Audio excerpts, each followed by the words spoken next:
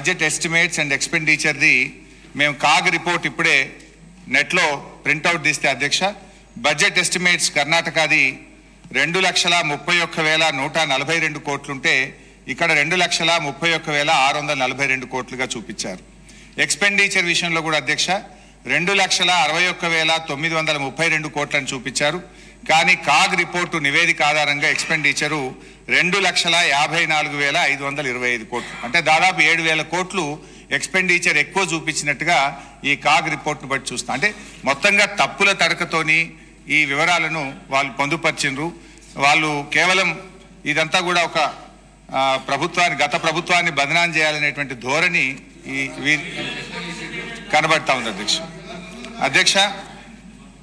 అదేవిధంగా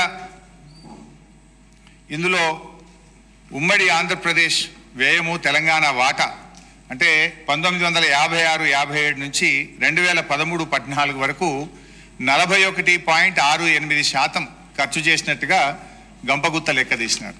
ఇది మనందరికీ తెలుసు అధ్యక్ష. వాస్తవానికి తెలంగాణ ఉద్యమం ఎందుకు వచ్చింది, ఈ పోరాటాలు ఎందుకు వచ్చినాయి, 69లో ఎందుకు పోరాడినాం అంటే తెలంగాణకు నిధులు తెలంగాణ ప్రాంతంలో ఖర్చు పెట్టాలనే జెంటిల్మెన్ అగ్రిమెంట్ను అమలు చేయకపోవడం వల్లనే ఆ రోజు తెలంగాణ ఉద్యమం వచ్చింది. అంటే దాని మీద గతం మీ కాంగ్రెస్ పార్టీయే, అప్పుడున్నటువంటి కాంగ్రెస్ ప్రభుత్వాలు మరి చాలా కమిటీలు వేసినారు.